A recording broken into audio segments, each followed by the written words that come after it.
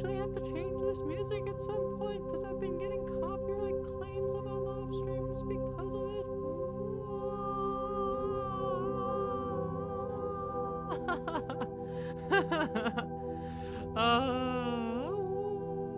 Manfest? Oh my god, Vince. I would love to do a video called Manfest. That would be absolutely lovely. Alrighty, everybody. I am gonna pop on. I'm gonna forewarn you. I am gonna show you all my. Oh, music just got really loud there. I am gonna show you all my face, but I am gonna have the beard on first because I want it to be kind of fun. And some of you have already seen my face if you've been in the Discord server. But yeah, let's do this. How is everyone doing? Wait one second. Let's see. Make sure I have the right one. Again, it's been a hot minute. Also, I did a dumb move this morning, and I had a big breakfast, so now I'm like super full.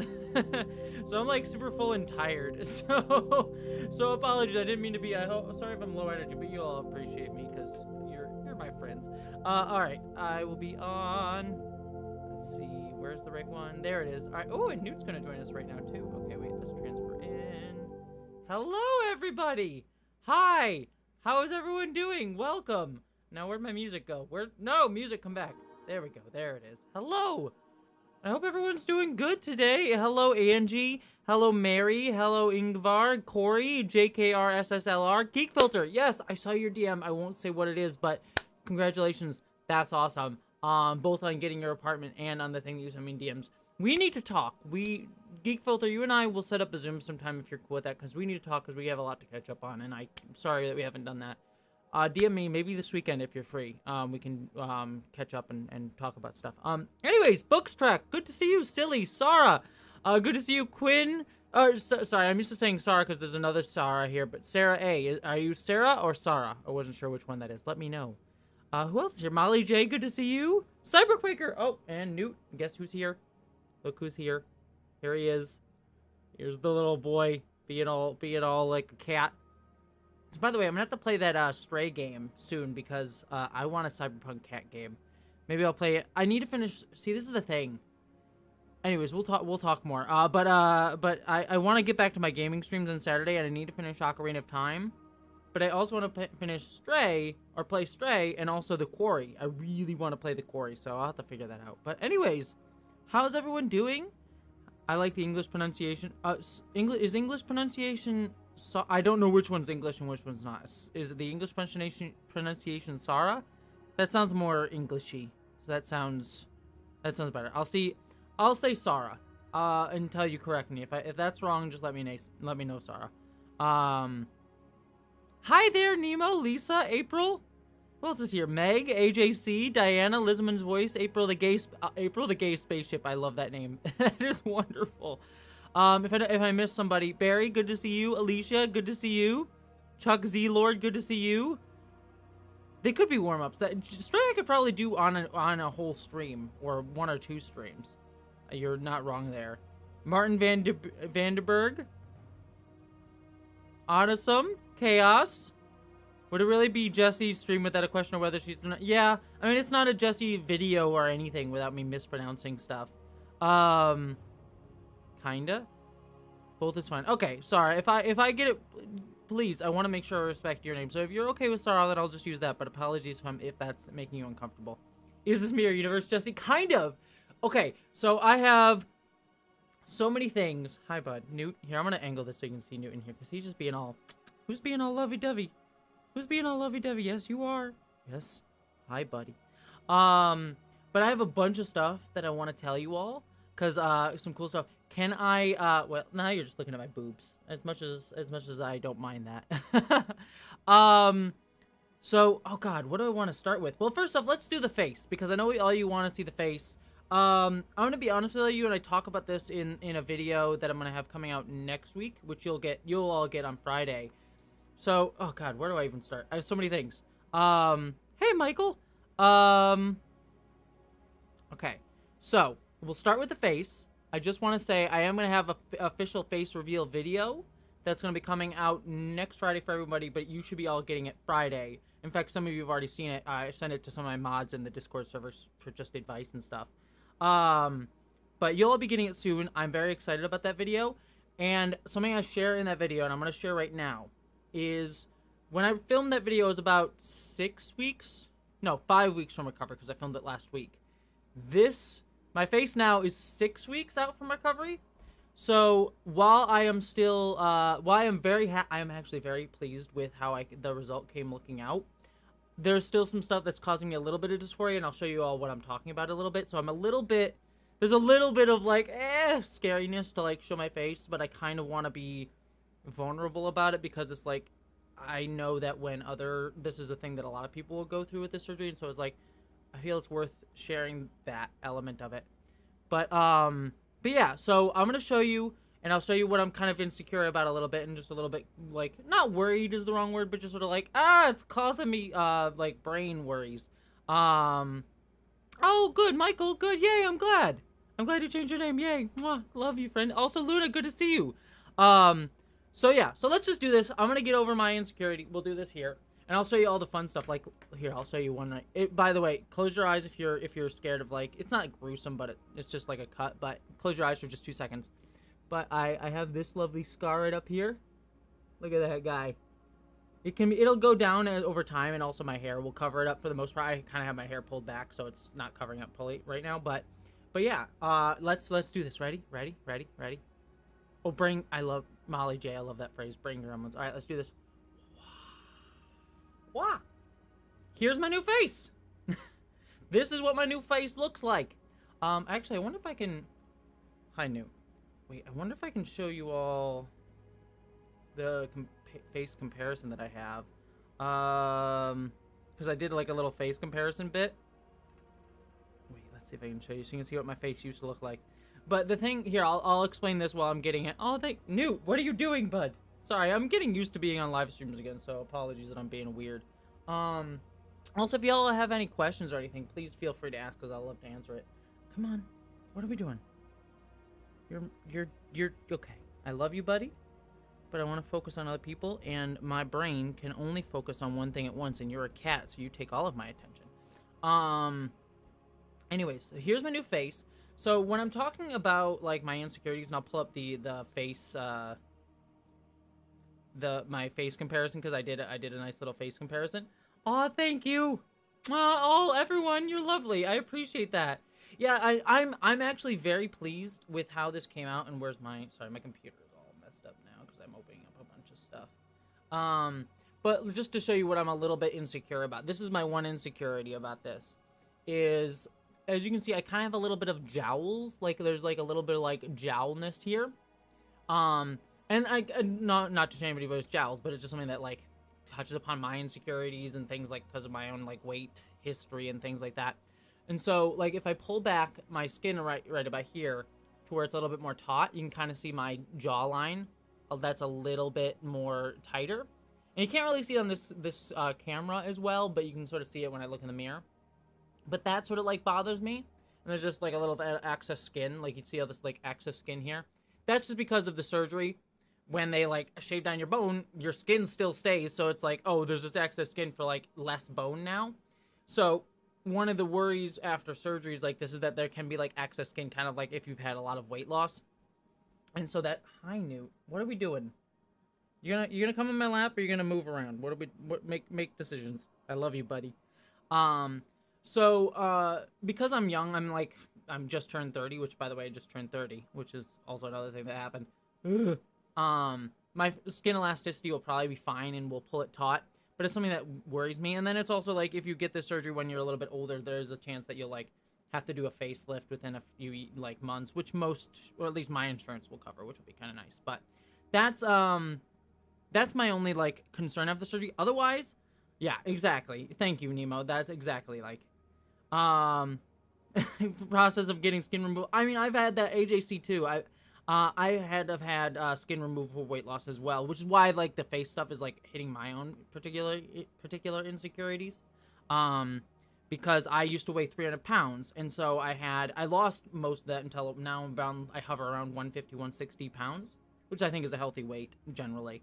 And then, but I did have excess skin, so I did have that removed, like several years ago.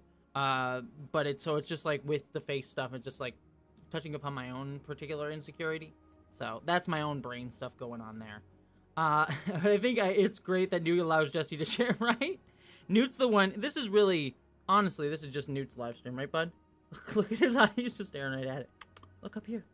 Look at the live stream cam. Hi, Newt. Yeah, he just wants the scratches. He's just here for the scratches.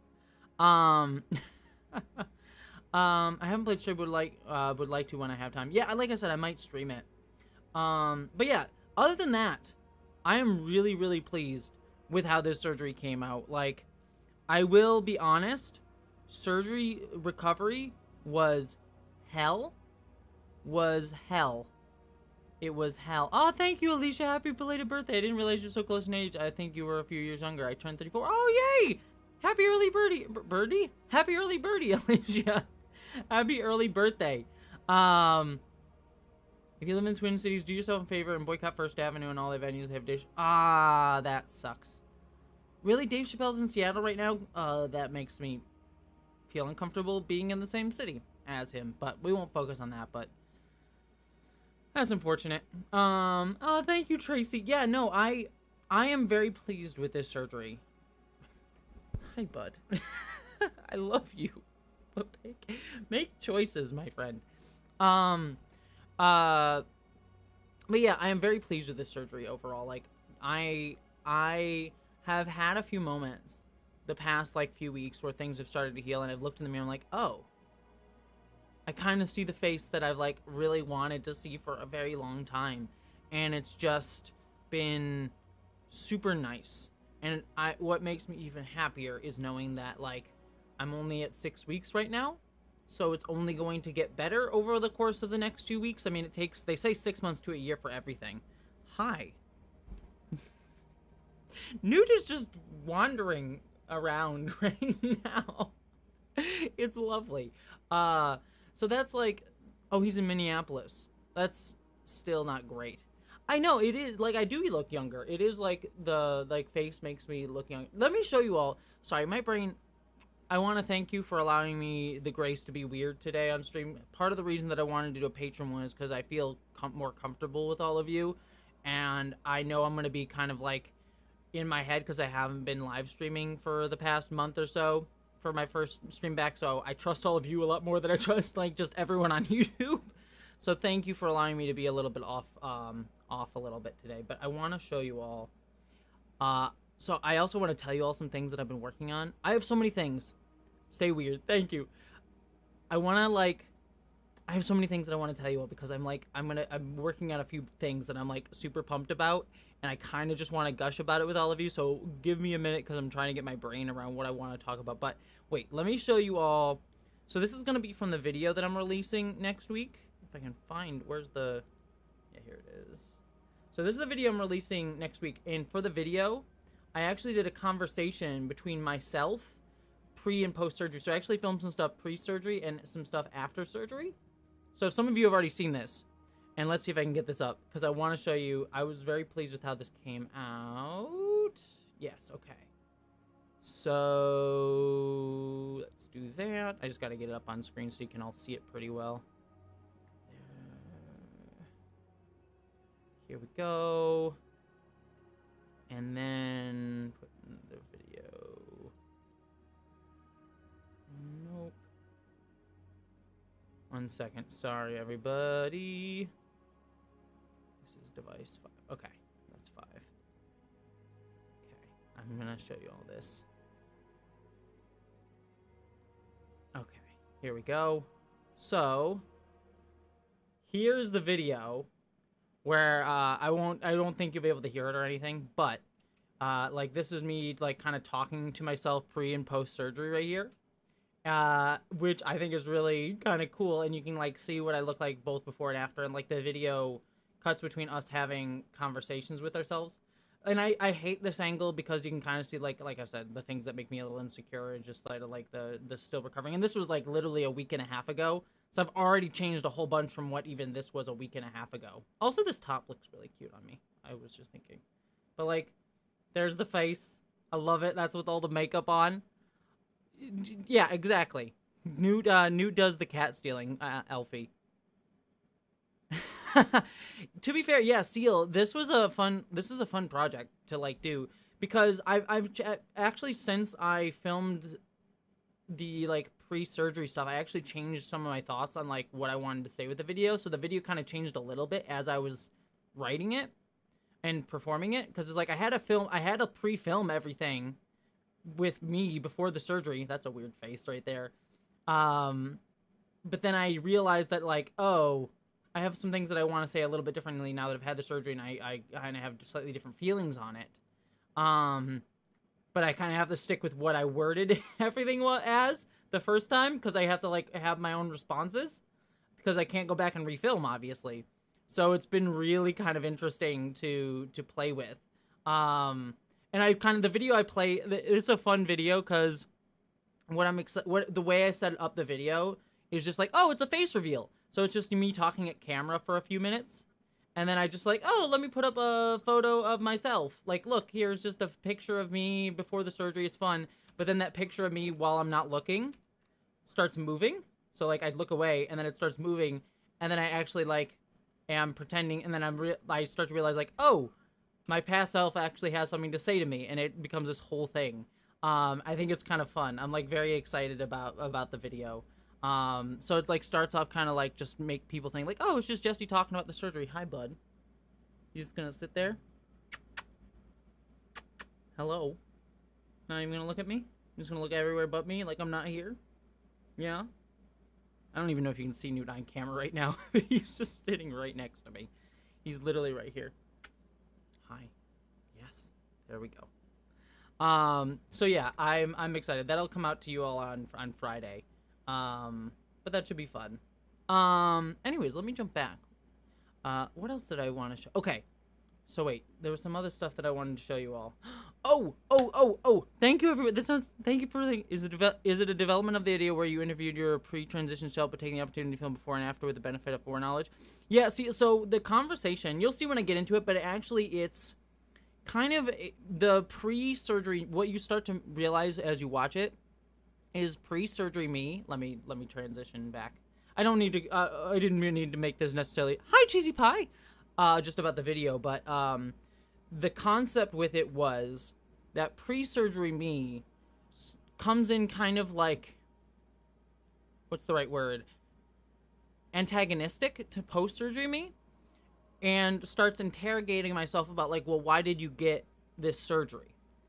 And it starts to, like, pre-surgery me starts to go through all the, like, kind of transphobic narratives around facial harmonization surgery and breaking down, like, oh, you just wanted to look pretty. And I'm like, yes, kind of, but that's, like, there's this mixture of my own internalized, like, wanting this surgery, but also I know it mixes with societal expectations of what feminine is and beauty standards are, and you can't really uncouple the two, and part of, like, our relationship to these things, and our like expectations of how to look versus our own internalized gender identities. And so the pre-surgery me starts going through all of these things, and what you start to realize is that pre-surgery me is actually feeling anger, because it's like, oh, wasn't I good enough? Wasn't this face good enough? Didn't you like the way you looked before? And it becomes a more of a emotional thing for pre-surgery me. And it's like, no, you were always good enough. You made me happy. But we all kind of change as we go through life, and it's about changing and kind of pursuing what makes us happy and having a bodily autonomy in order to choose that, and having the ability to choose that for ourselves. And so it's kind of like this, exactly, petite flower, looking pretty is okay, and wanting to look pretty is okay, and we get the right to choose that for ourselves. And so it becomes this kind of emotional journey and like kind of acceptance of past selves versus future self. And I think it's kind of I'm really proud of it. It could be better. There's some technical aspects that I wish it could have been done, but considering how fast I had to put it together because I had a time limit before the surgery, when I came up with the idea, I'm really pleased with it. So, hi Luna! And hi Luna's kiddo! Good to see you! Hi! It's good to, you're wonderful. So yeah, I'm really pleased with that video. Okay. Few things I want to say, and then I just want to talk with all of you. I just wanted to go through some stuff because I'm like really excited about a bunch of things. But can I tell you all, we haven't talked since we haven't. I know I need to do more. I'm planning on doing more Patron live streams and watch-alongs now that I have a bit more free time, because I've been running myself ragged before the surgery to get things ready for the surgery so I could take things time off for the surgery. And now that the surgery's done, I actually have time now. I've been playing some video games and stuff. It's actually been nice. Haven't been even known what to do myself. But that said, I want to do more of these Patron live streams at least once a month, either watch-alongs or just like hangout streams. So we'll talk more. This is the surgery that kept getting delayed, AJ. And yeah, I will, Corey. I'll be doing more watch-alongs and live stream stuff now that I actually have more time to do those things. But anyways, okay, I have many things. So, first things first, I have something special that I'm doing tomorrow. And I'm very excited about it. So, tomorrow, I am actually getting to interview the one, the only Jack Quaid, which I am very excited for. For those of you who don't know, Jack Quaid, he does Boimler on Star Trek Lower Decks. He's Huey on The Boys. He was in the new Scream movie. Really cool guy. I met him at Star Trek Mission Chicago. Yeah, see you, Newt. Bye. I met him at Star Trek Mission Chicago. He was like I'll just share all this with all of you. So at Star Trek Mission Chicago, I got invited to, there was like an after party, or like a mid-con party that a few people got invited to, and it had a bunch of like the Star Trek folks that were there. And I showed up, and I knew that like Mike McMahon sometimes watches my reviews of Star Trek Lower Decks. Like, I was aware that he had watched it. We had talked, like, I did the interview with him, so I knew he had seen them. But I didn't know that other people on Lower Decks watch my stuff, too. And I show up at the bar. I get there early, and both Jack Quaid and Tawny Newsome are there, and they are the sweetest human beings I have ever met. Like, Tawny Newsome and Jack Quaid is like, Jessie, we love your stuff. You do great videos. Like, can I buy you a drink? And they were just, like, super sweet. And I won't share, like, everything we talked about because there's some personal stuff, but, like, we just talked for, like, most of the time I was at the bar with me and my friends that were there. And they were just, like, incredible human beings and so kind and just, like, so open and vulnerable, like, just in a loud bar with a bunch of other people. And I was kind of freaking out because it was the first time I'd been in a bar, like, since COVID started. So I was like, all the Star Trek people that I like are here. Rebecca Romaine's literally right over there. Anthony Rapp's right over there. Ian Alexander's there, and I know Ian because we've talked before, so it was nice, like, oh, Ian, I know you, you're a person who I adore. But then I was just, like, kind of overwhelmed, so I had a lot of anxiety that night. I was like, everyone hates me, but they were so nice. And, Jack, I messaged him, the other day, and he's just like, I was like, hey, would you like to come on the channel just to do, like, a chat? And so he said, yeah, so I'm gonna be talking to Jack Quaid tomorrow, and that interview will probably go up early for all of you. And then I'll put it out in the channel later on next week probably. But yeah, it's good. Yes, if we get an Ensign, I need to do I wrote another Ensign Cricket video, but I haven't had the time to do it. So I need to do that Ensign Cricket video. But yeah, I would love an Ensign Cricket cameo on Lower Decks. So yeah, he's sweet. I'm looking forward to talking to him. Jack Quaid's wonderful. So that's what I'm doing there. And then, so this is less fun. But I'm trying to make it fun. I am going to ask them about the boys. I'm going to ask them about the boys. I'm going to ask them I'm going to ask them about Lower Decks. I'm going to ask them about Scream. But I'm going to have it be a very conversational interview. So it's not like I'm going to be like, here's all the questions that I want to ask. It's going to be more like, I'll direct the conversation in that way. But if things go this way or that, then I'm happy with that because I want it to be more of just a conversation with him rather than like here's the interview questions that I want to hit.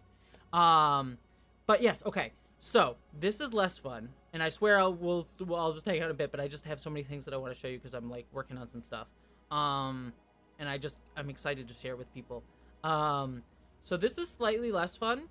I didn't want to edit this one because honestly, it's like too much for my brain to be stuck in this mode for too long. So I wrote a video for about Matt Walsh's terrible, no good, dirty, rotten, anti-transgender documentary, What is a Woman?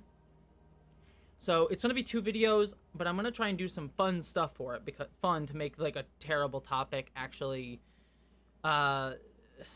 enjoyable. So a lot of it is like making fun of the way he filmed it because the way he filmed it is just weird. And so I'm making fun of the aesthetic of the film while also breaking down the content of the film. And the second video I haven't filmed yet, but I have something special planned for that. You'll see, it's like a cooking show kind of thing. It'll be fun. But I did, for the video, for the first video, in the film, he goes around, like, different popular areas, like Times Square and stuff, and asks people, like, what is a woman? And obviously he only shows the people who answer transphobically. To show, like, look, everyone in America hates trans people, which, dumb. I'm sure he interviewed a bunch of people who, like, didn't agree with him. But anyways, I went around, as well, making fun of him, to ask people, what is a Matt Walsh? So I did, let's see if I can pop this up on screen. Let's see. To, like, talk about, like, how ideas of, like, our, like, gender and how we think about people is all sort of made up. And so I was just like, when you hear the name Matt Walsh, what do you think? And people just had wild and different answers. Agreed, Petite Flower. So, like, I just, like, went around and, like, and did, like, little interviews, like, asking about that. And I think it was just, like, a lot of fun. We went around Pike's Place area and things like that, and tried to talk to a bunch of different people. So that was really fun. And then also, oh, thank you, Monica Star. I appreciate that. And then I also did some bits where, like, for the video, where, like, I wondering, like, oh, who, it's harder to explain in the video, but, like, there's a recurring joke where, like, I think, like, Matt Walsh is an X-Men Origins Wolverine fan, because he loves X-Men, because get it, trans women X-Men, because he loves talking about X-Men, and also he dresses, like, in the flannel all the time, so he's an X-Men Origins Wolverine fan. It's a long stretch of a joke, but I do, like, Jessie has become, like, has become a Matt Walsh fan, which in the video, so you'll get, like, stuff like this. So I, like, look around my apartment, like, trying to be scared of Jessie, who's become a Matt Walsh fan. I think it's kind of fun. And I try to, like, hide from her in different places. I think it's kind of a good time. Let's see, wait, where's the other shot? Is this the one? So then I, like, look around the, like, wall or whatever and everything. I think it's gonna be fun. So yeah, that's the video that I'm currently working on right now. I'm having Nick, who is FT Signifier's editor, agreed to edit it. So I'm seeing a cut of it later today, so that should be fun. So yeah, that's the hey Mark, good to see you. Hello, my friend. If I said on camera what Matt Walsh is, you get a delisted string. Oh, believe me, Vince.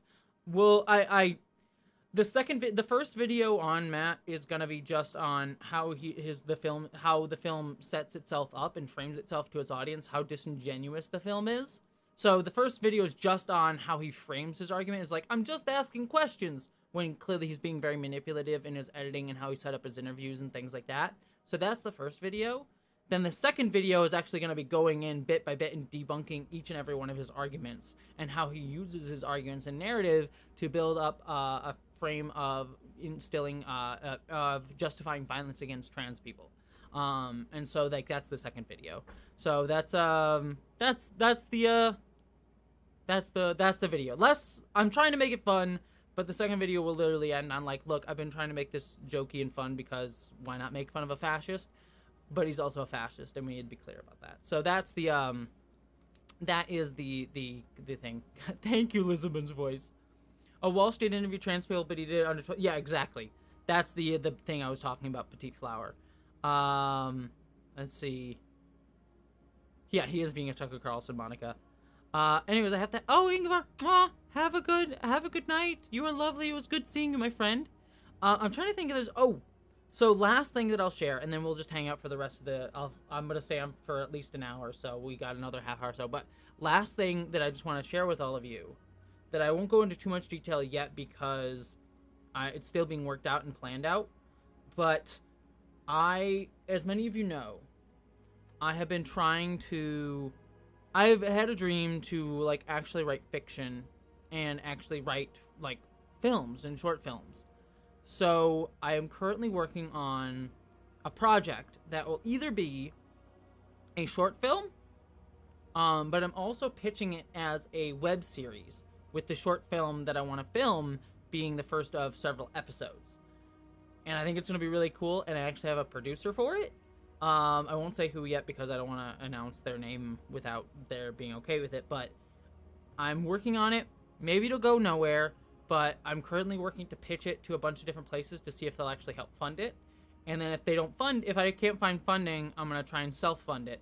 So no matter what, I'm going to get this short film done, possibly series, but I'm very excited about it, and I've been writing it. And video essays for me sometimes are really, really anxiety inducing because I want to get them like all the information, try and find as much. It's like hard for my brain as an autistic person. It's like I want to put every piece of information that I've ever found everywhere in here, which is why my videos end up being so long, because it's hard for me to filter. And writing fiction has been so much more fun because it's all about like I can use this information that I have, but it's all about showing an emotional journey within all of this factual stuff, which makes it much easier for me and a lot more fun for me to write. It has a lot less anxiety associated with it. Still a lot of work, and there's a lot of like things to practice, and which is why I want to like do this. But it's been kind of like really fun to do. So that's can I audition? Yes, of course. In terms of helping, nothing to help with right now, Michael. Right now it's just I need to do the work of like getting the pitch together. I'm working on the pitch document right now. In fact, once I'm done with the stream, I'm going to be going back to work on that. And then also writing out the scripts and things like that. If and when I need help, like either kickstarting it or just getting the attention out there for people to be interested in it, I'll let you all know. But for now, it's just I got to do all the hard work. But it's helpful because I do have a producer who is going to help with it, so it should be fun.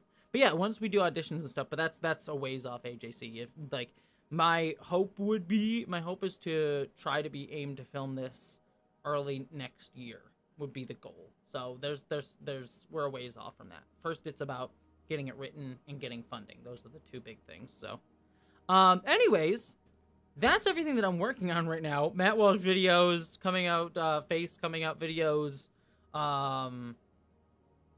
That project, GameSpot stuff. I'm working actually on a video about sex in gaming for GameSpot, which I'm really excited about. So I'm doing too much. As y'all know, I'm a workaholic and I work on too many projects. So there you go. So yeah, so let's just hang out. Otherwise, if anyone has any questions or whatever you want to talk about, I'm here to talk about with you. I just needed to gush because I haven't been able to like gush with people for a while about stuff. Like I have friends and talk with them about it, but it's more just like, oh, I'm hanging out and relaxing from work, and now it's like I just want to talk about the things that I'm working on because I'm really excited about them. So thank you for allowing me all to gush about it. Film in Ohio, will be glad to grow a beer and play Bill Piker.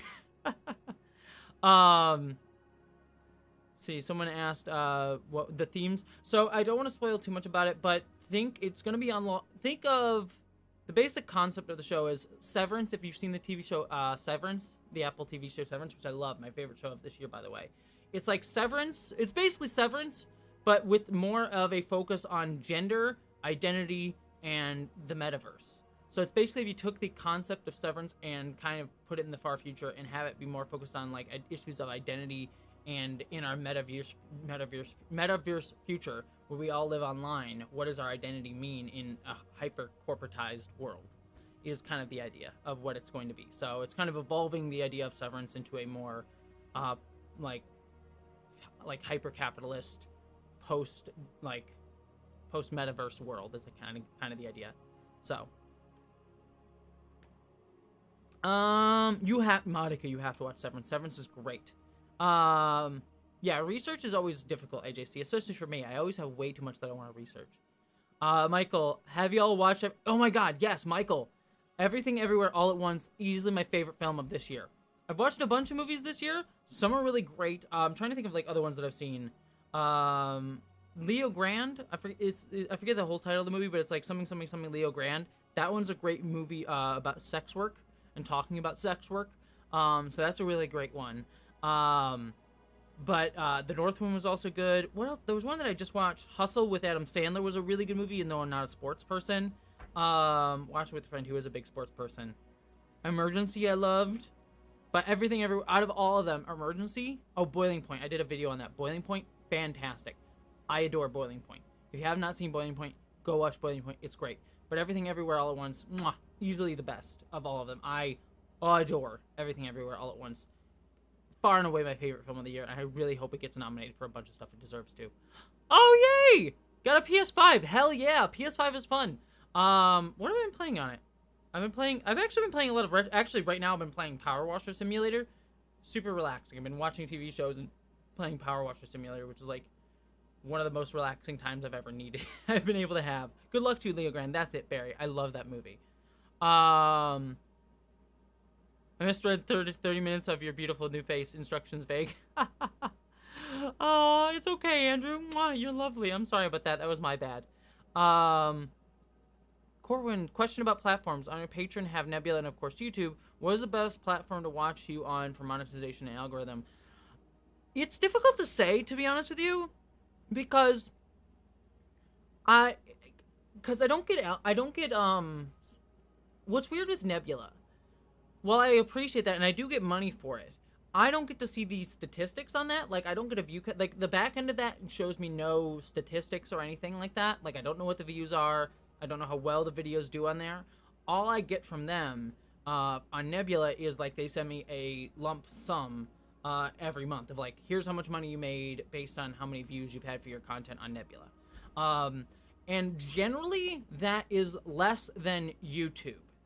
So I generally, like, as lump sums per month, I get less from Nebula than I do from YouTube. YouTube gets me a lot more, though, to be fair, neither of them are survivable. Like, not like what you're doing, like being on Patreon.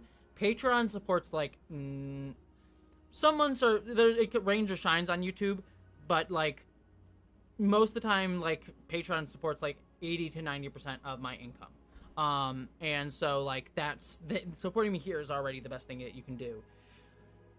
I don't know if, but the thing is, while Nebula makes me less on the whole, I don't know if each of you gets me more money per watch. My guess would be probably Nebula. Like, if you're gonna watch somewhere, Nebula, but then that's difficult because Nebula is algorithm free. So, it's like, if you watch it on YouTube, you may get me less per your view, but it may help the video in the algorithm, which then gets me more exposure and all those things. So, honestly, at the end of the day, what I'll just tell you is, watch where it's best for you. I don't really know. They both help. Either if you watch it on Nebula on YouTube, you're helping me either way. So, just watch where you feel most comfortable with. If you're paying for Nebula and you like that video, the way that works, and then you don't have to deal with ads and stuff, go watch it on Nebula. Do what's best for you. Because I really don't know.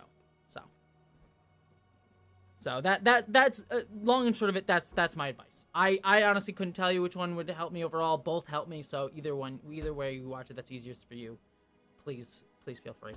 Yeah. See, Cyberquaker. So here's the thing. I promised myself that I would be Ocarina of Time. I've wanted to be Ocarina of Time forever. I need to get back to Ocarina of Time on stream. But there's also Stray and The Quarry, which I both know are games that I don't want to play off. Like, I want to play those games on stream. So I don't want to play them by myself. I want to play them on stream with everybody. But I don't want to push Ocarina of Time too far out because I've already been waiting on it for too long. Yeah, that's the one thing. Just play them on both. That's the best way, Cyberquaker. And yeah, see, that's the thing. I get why Nebula... and Nebula has a lot of other good benefits, by the way, too. Because Nebula does have a more consistent income. Like, with Nebula, it's like, I can guarantee, like, this is how much money I'm going to make per month. Which YouTube, it's just like feast or famine. Like, sometimes I'll be like, whoa, this is a nice amount of money. And sometimes it's like, oh, I can buy a coffee. Or, like, a coffee for a week or whatever with this money. So, YouTube is very feast or famine, where Nebula is very steady. Which is also very helpful for, like, keeping track of income. And then also the other thing with Nebula is there's a lot of connections because it's easier to work with other, like, people on Nebula because we have our own Slack channels and stuff, so I can talk to people on there, like, for example, FD and Foreign, who are in my Sex and Star Trek video. I got them on the video through Nebula stuff. Like, I knew them beforehand, like, we had already been talking. It's like, not like I knew them only through Nebula, but, like, the channels that I was able to go through instead of, like, Twitter DMs and stuff was on there. And then other things, too, is, like, all my sponsorships now are through Nebula. So I've signed on with them, so they get me all, like, if you see a sponsorship, all my sponsorships before I sign up on Nebula, like the Skillshare ones and things like that, that I had to do all by myself. So that was just me doing that. Now with Nebula, I just sort of said, I'm going to have a video releasing on this day. And then their team was just like, okay, here's your advertiser for that video. And I get to choose whether I want it. Like, for example, my face reveal videos aren't going to have advertisers on them because I want those to just be my own. But videos that I want to have advertisements on, I just say, here, I want to have a video on this day, and they tell it in, so it makes the work a lot easier on that front. So that like, Nebula is very beneficial in a lot of those areas. But in terms of, like direct money made off the platform for people watching it, I don't really know how well they do. Maybe they do gangbusters. Maybe like 2 people watch them. I don't know. So. Exactly. And I have to set that up too, Petite, because with ads, sorry, reading into business stuff, so apologies if this is uninteresting to you. I can change to other stuff. But ads on YouTube, ads on the Nebula thing is I have to make 2 cuts. Ooh, sorry. I have to make 2 cuts of my videos from now on. Whereas like one with the ad and one without the ad, and I just take it out. So and I upload the one without the ad to Nebula. So it's not like one that they just take out. I have to export it myself with both. So it's a little extra work, but not a ton. It's just one of those quick little things. Let's see. I've decided I want to move out of state just in general. So you have any basic advice? I mean, I moved a bunch of states, a bunch. I mean, I don't know, AJC. I found it all pretty simple, to be honest, for the most part. It was all pretty simple. The hardest part was just car stuff, like getting a new license and things like that. And actually, I turned 30, and I didn't realize that this is a fun story. I turned 30 a few weeks ago, and I had a 30th birthday party a couple weeks after my surgery because I was still healing, so I waited a little bit after the surgery. And I didn't realize my driver's license had expired on my 30th birthday. So I go to the store, I'm like buying some beer for the party and snacks and things, and the guy's like, I can't let you buy the beer. And I'm like, what? He's like, your license is expired. I'm like, no! So I had to like ask a friend to buy me beer, which was like, oh, this feels like I'm young again, which is kind of funny. Also, weird thing too that they don't tell you about FFS. I use the phone, you know, your iPhone has like the face recognition thing. It doesn't recognize my face anymore. So I had to redo that. I'm like trying to access my phone. I'm like, oh no, it doesn't recognize me. So I can't get into my phone, which was kind of fun. So yeah, I got carded. It was kind of funny. Oh, of course, Andrew. FD Signifier is great. FD Signifier, if you're looking for great commentators from people of color and like black creators and stuff, like I think you should watch a lot more of them, and I need to watch a lot more of them, to be fair. But FD and Foreman do great work, like talking about like black community experiences and things like that. I think like FD Signifier's recent video on the fetishization of black men was really, really good, and actually inspired a few thoughts for myself to do a video of my own about trans people. It kind of had an interesting connections in my brain. But they're both wonderful. Cat Black, obviously, is great as well. Khadija is also great. They're all wonderful. And they shouldn't also just be pigeonholed as black creators, too. Like, they have many more things to just talk about than just being black. But that, obviously, is, like, a big part of their experience. Like, for me, it's like, I'm not just trans. So, but they're T1J, who was also in the Sex and Star Trek video. He's also wonderful. T1J is fantastic as well. He's absolutely wonderful. What was the smallest amount of money you ever managed to move with? Good question. I mean, generally how I've moved is... Because, yeah, moving out... Oh, you're talking about, like... I never do pods. Pods are easy. Like, pods are the things where they send a container to your home, you fill it up, and then they ship it for you. But that makes it really easy, so you don't have to worry about it. But those cost, like, several $1,000s. The cheapest I have always found, depending on how much you have, and I've usually lived in, like, one-bedroom apartment stuff, so it's all been fairly contained. I don't know how big your thing is I'm getting a U-Haul. I just shove everything in a U-Haul and drive. And then the most expensive thing there is just getting the U-Haul and then gas for the U-Haul. And gas right now is going to be ridiculously expensive. So, honestly, nowadays, maybe it'll actually average out to pods being about the same as a U-Haul because of just gas prices, because U-Hauls are gas guzzlers. Which was fine generally when gas was fairly cheaper. But now it might just average out that a pod might be the same. You'd have to do your own cost assessment on it. But that's how I've always done it. I've just put everything in a U-Haul and drove. And I generally like big cross country. Like I love driving across country. I hate driving in cities, but cross country I always enjoy. So that's like that's my only advice really. That's how I've always done it. Just set everything in U-Haul and drove. But again, pods that at this point, given the gas prices, I would say pods might average out to be about the same. Though maybe pod prices have also gone up with the gas prices, which would make sense too. So who knows? I would. That's how I would say use the transporter. Exactly. I'm not moving. I was just answering. I'm planning on staying here for the foreseeable future. Because I like Seattle quite a bit. Oh, Nemo, have a good night. It was good to see you, my friend. Mwah, mwah, mwah. Thank you, Nemo. Let's see. Trying to see what else. If anyone else has any questions. Hacks. I've never seen Hacks. What am I watching right now? I just watched... What did I just watch? Oh my god, I just watched the Resident Evil show, which was meh. I didn't really... Like, it wasn't bad, but I didn't really love it. I have my phone near me because I can't remember TV shows that I've been watching unless I have my phone on me because it keeps track of stuff. Oh! That's the other thing I was going to announce. I watched Dead End Paranormal, which is fantastic. It has a trans main character, an autistic character as well, like super autistic character. I'm actually interviewing Hamish, who is the creator of the show, next week. So that's another interview I'm doing. Jack Wade this tomorrow, and then Hamish next week. Because I'm going to possibly do a video on Dead End Paranormal. I love Dead End Paranormal. It is so good. And so I just reached out to him, and he's absolutely great. So if you have not seen Dead End Paranormal, go watch Dead End Paranormal. It's really, really, really, really, really, really, really good. Especially if you're looking for trans representation, trans masked representation especially, and autistic representation, because the autistic representation in the show is really, really good as well. And also just fun paranormal sci-fi stuff, which is always good. Yeah, exactly, CNC97. I didn't hate the Resident Evil show, but it didn't feel Resident Evil, which is the problem. And I understand, I get less upset about that stuff than other people do. It was the same problem that people had with the Halo show. Now there's some toxic people being like, it's the worst show of all time! And I'm like, Halo show is fine, and Halo is better. Resident Evil, I don't think is as good.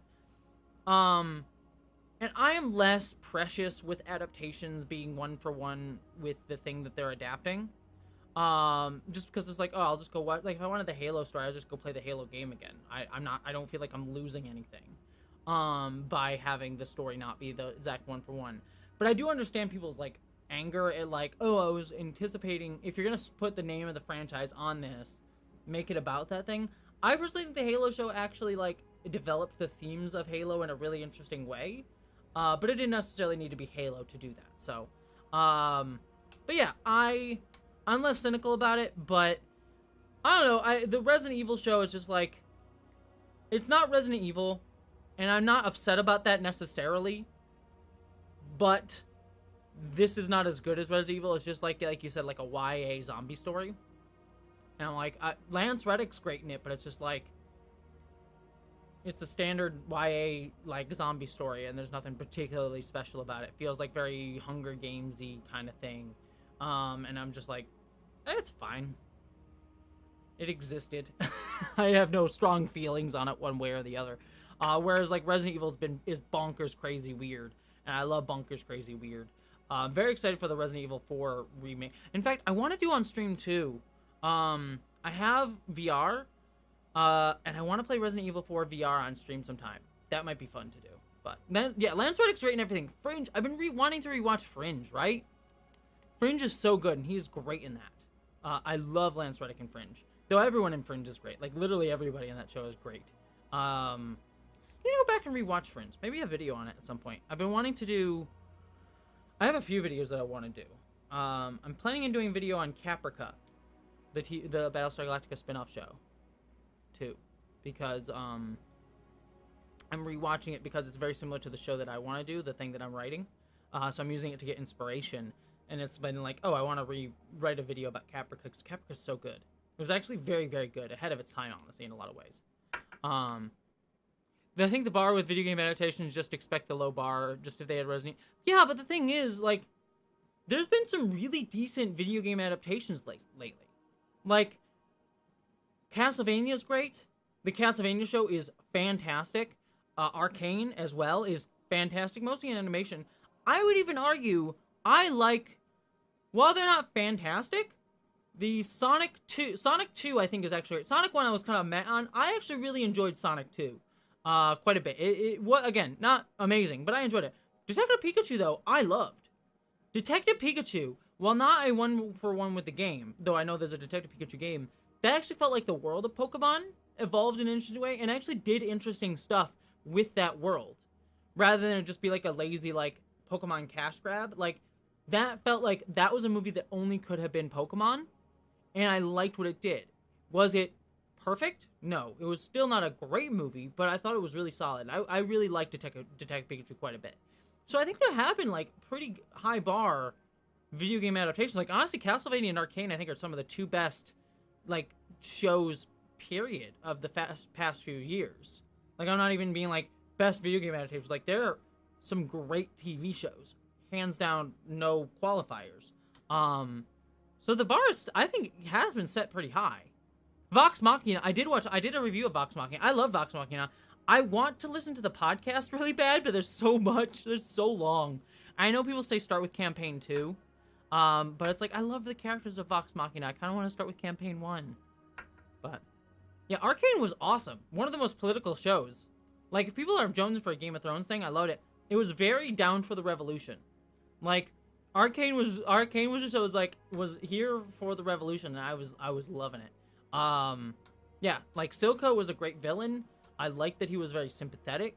Like, honestly, while he was, like, what I liked about Silco is, like, unlike Falcon and the Winter Soldier, which, like, had revolutionaries but kind of vilified the revolutionaries just for being revolutionaries. Because they were like, we want to fight the system, but also we're going to kill people because we're evil for some reason. Silco was actually shown to be right, and a lot of our main characters agreed with Silco. He's the villain of Arcane. I won't spoil too much of Arcane for you, don't worry, if you haven't seen it. But our main characters are actually on Silco's side in terms of wanting to push back against the upper class of the world of Arcane. But what Silco was doing wrong was that he was self-centered in that pursuit. Like, he wanted to start a revolution because he wanted better for everybody, but he wanted to put himself at the top of it. Like, he still wanted to be in charge after that, which that's the problem. The problem wasn't that he actually wanted change. The problem was that he wanted to be in charge after the change. And was willing to shove everyone down around him in order to do it instead of building a coalition in order to do it. Which is what I love. That's a really particular, like gradation of that show that I really, really loved. I thought that worked really, really well. So, anyway, so I'm ranting about Arcane. So, oh, Dorian, I'm sorry that you're late. Again, I'm sorry I messed up the link stuff. It was my own pain in the butt. I sent out the wrong link earlier. Because I'm gonna do a stream tomorrow. What lives in your range for Arcane? Is that what? Also, I was wearing this beard and like my face is kind of sticky because I put on the beard. I'm gonna have to take a shower once we're done here. Oh, Diana, thank you very much. Oh, that's amazing. Oh, Diana, yay. Mwah, that's wonderful. Mwah, mwah, mwah. I love that. Good, I'm glad you found it, Annika. Right? Yeah, you're not wrong, Cybercritic. Like, honestly, Gore, like, that's another problem with Thor: Love and Thunder. It's like, Gore was great in the movie. Like, he gets only, like, 2 or 3 scenes to shine in the film, but he is really, really good. And then the film spends the first minute, again, sorry, Love and Thunder, spoilers a little bit here, but, like, the film spends the first scene making you, like, understand Gore, and, like, yeah, screw gods. And then the rest of the film is, like, still, like, we go to, like, see Zeus and everybody, and they all suck. And so it's sort of like, well, if Gore's goal is essentially to eat the rich, why do I disagree with him? The film doesn't do anything to show me, other than him, like, kidnapping children because, ooh, he's evil. There's nothing to show me how he's ideologically wrong. In fact, the film goes out of its way to say, like, he's actually kind of right. So if Gore's wish was, I wish to kill every god except for Thor, because Thor seems like a semi-decent dude, if that had been his wish, I'd be like, yeah, no, eat the rich. Screw him. Kill Russell Crowe, Zeus. So yeah, sorry, Monica. Apologies on that front. I didn't mean to spoil it too much for you. But yeah, the film, like, Gore is great. And it's just like, yeah, it's the Marvel thing of, like, vilifying revolutionaries without actually showing why they're wrong. Which is the same thing that, like, Falcon and the Winter Soldier did, or Captain America and the Winter Soldier did, I should say. Where he just sort of like, do better to the upper class. It was like a very centrist show, despite showcasing how being in the center, like the show does a great job of showing why you shouldn't be center on these issues, but then ends on a centrist message of like, do better, Democrats. And that's like all it does. And it's like, oh, could have had, like, you built up a much stronger message, but you didn't use it, and it's very frustrating. So that's another. Ah, dang. Why do y'all make me want to make videos now? Because of like Thor: Love and Thunder. I'm writing down. I have so many videos that I want to do. Like so I want to do a video on The Boys and how The Boys is the best like anti-capitalist media right now, and how it's uncomfortable that it's made by the biggest capitalist corporation there is. So there's that. I'm going to do a video on Caprica, Dead and Paranormal. I'm actually working on a video with Jose about Scrubs, which is going to be fun. And then now Thor: Love and Thunder. Y'all making me want to make too many videos.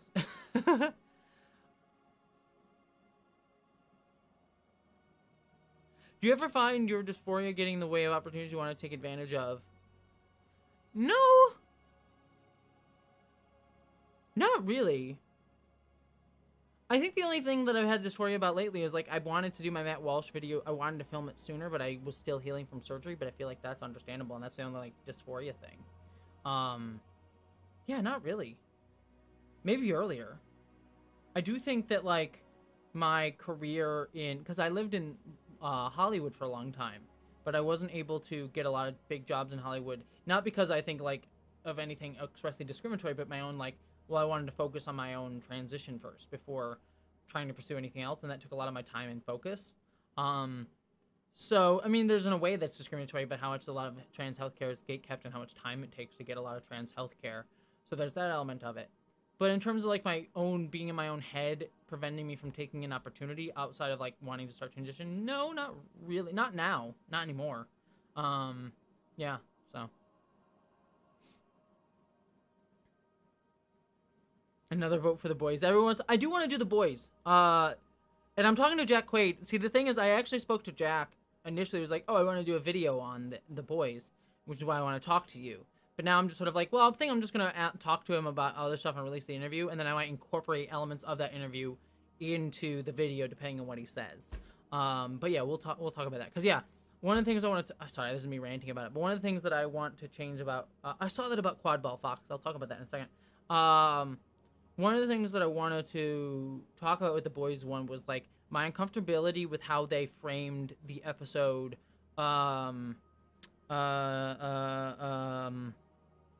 Herogasm? Because that episode is billed as, like, ooh, it's gonna be the super subversive, oh my gosh, it's so over the top, like, Herogasm's gonna blow your mind. And then I watched the episode, and it's just, like, an orgy. And, like, don't get me wrong, like, orgies are orgies. They're a lot for a lot of people. And so, like, giving a warning about, like, this episode is going to have a lot of sexual content is good to do. But, like, compared to the violence the show has done, the orgy was pretty tame, in my opinion. And I'm like, this is the episode that warrants, like, this big build-up around it, when it's just, like, essentially just an orgy. Now, the thing that... And this is the thing that I want to talk to Jack Quaid about. And, yeah, CNC 97, I'll talk about that. And the thing I want to talk to Jack Quaid about is the thing I will give them credit for with Herogasm. Is that they did it with everyone consenting and, like, filming, like, doing an orgy while it also takes its own a lot of work is, like, nothing special in terms of, like, the sexual content of it. Because it's just things that happen. Whereas, what I will say is the fact that they filmed it and were able to film it in a way that was both safe for everyone consenting, everyone as comfortable as they could be in that situation.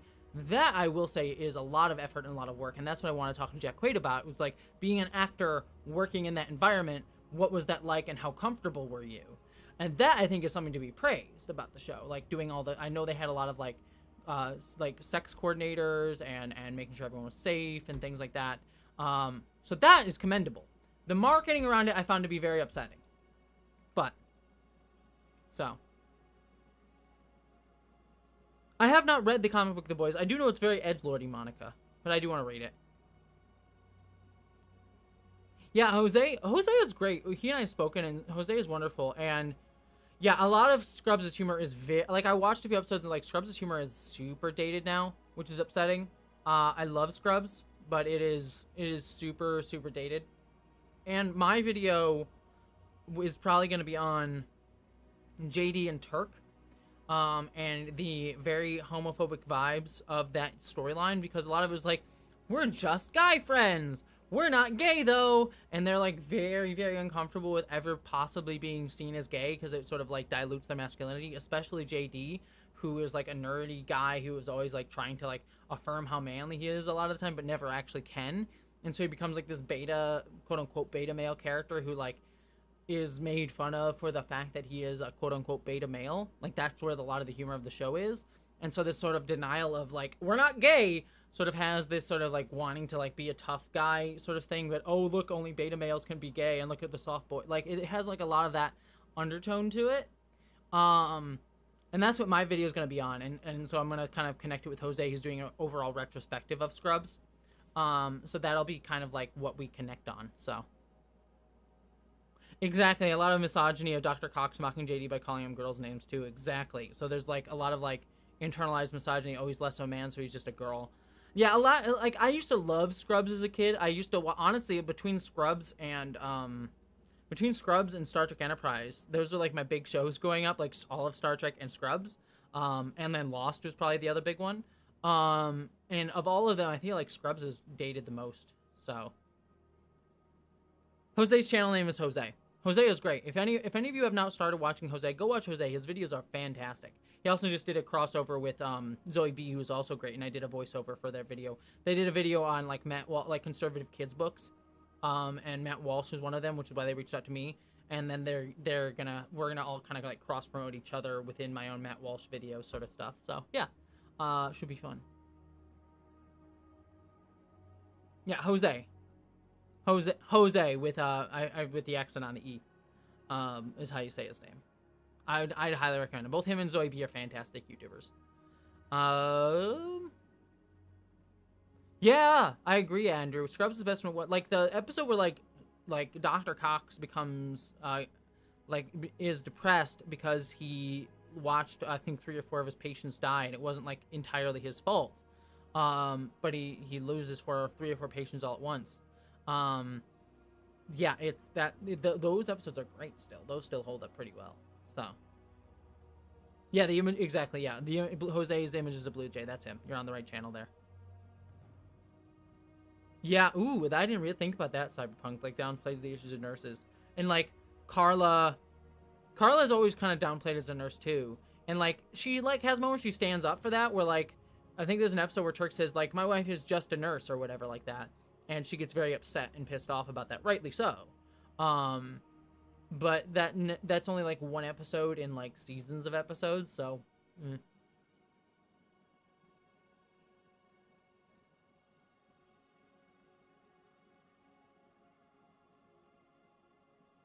Oh, the Brendan Fraser episodes. Those ones kill me, and killed Brendan Fraser.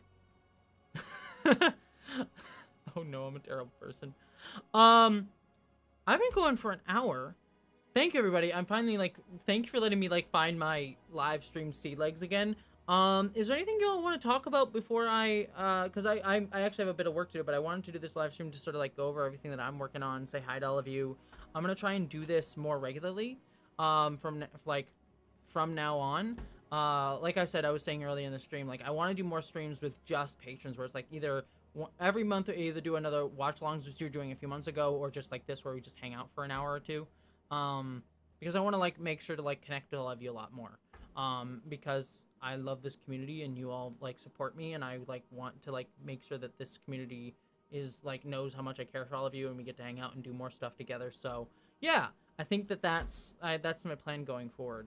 In like working on all the projects that I'm working on, and like trying to build.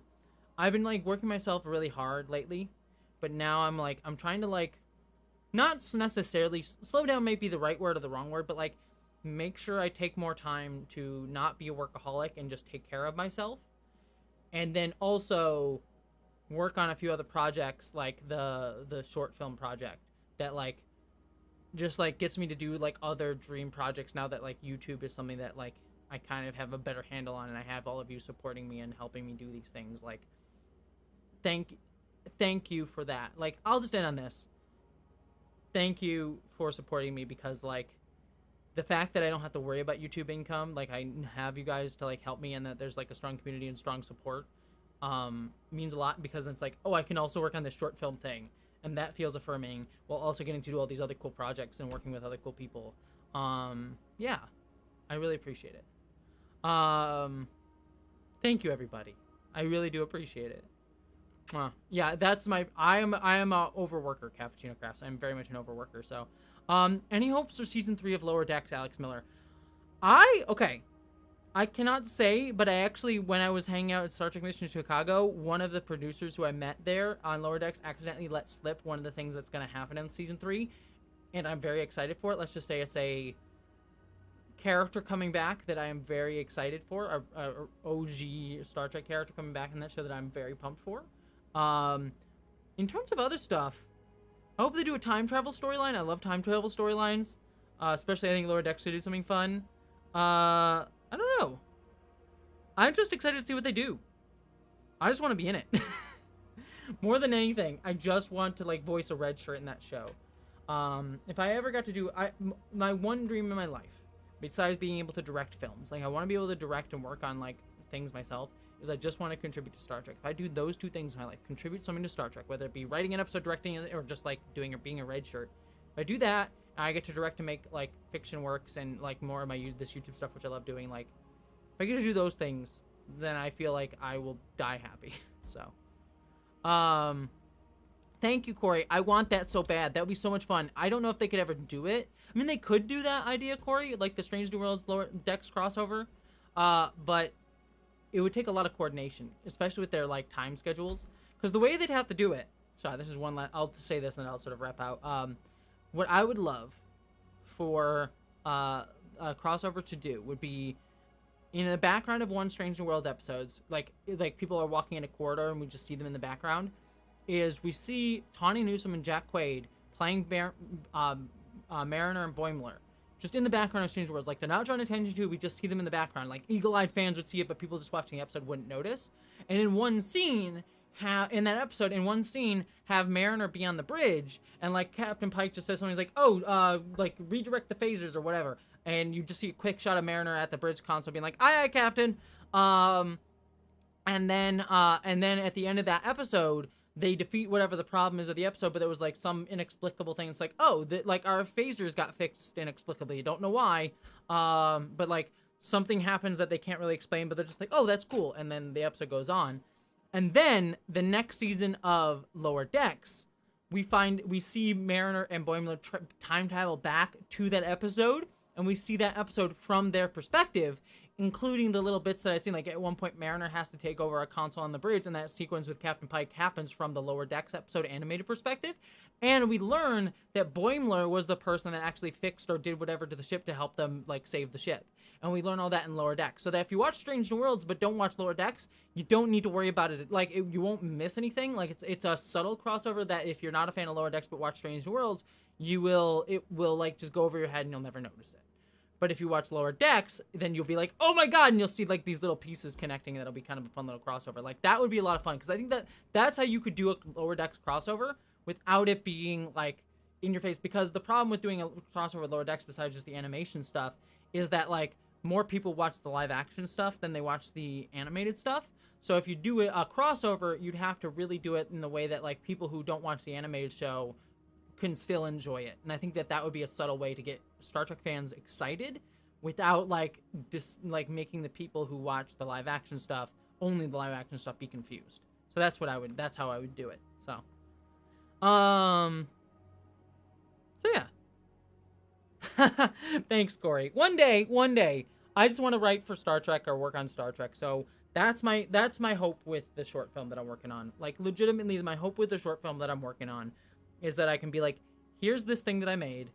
Now let's actually see if I can find like work writing for TV shows and stuff like that. I think is like my goal right now. So yeah, that's the hope. So anyways, I love you all. Mwah. Mwah. You're all lovely. I adore you. I'm gonna head out because I have a little bit of work to do. I'm gonna take a shower to like clear off the stickies on my face because all this is just sticky. But I'll be on tomorrow. I'll be doing a live stream tomorrow with everybody. And then I'm gonna wear the beard the whole time because I don't want to reveal my face until the video comes out. But I'll be doing a live stream tomorrow at 6 o'clock p.m. So if you still want to hang out, I'll be doing that tomorrow. But that'll be with everyone, not just patrons. Otherwise, I love y'all. I got a video coming out Friday. You'll also too. You'll all be getting the face reveal video on Friday, so you'll be able to see that video that I just showed you earlier on the stream this Friday. And then I also have a little comedy video that I have coming out on Friday too. So those two will be going out on Friday. So be on the lookout for that. And then everyone else will get the bigger video. And then I'm working on the Matt Walsh one too. So keep an eye out for the Matt Walsh one. Like I said, I'll make it fun as best I can. But mwah, I love you all. You're all lovely and amazing. I adore you.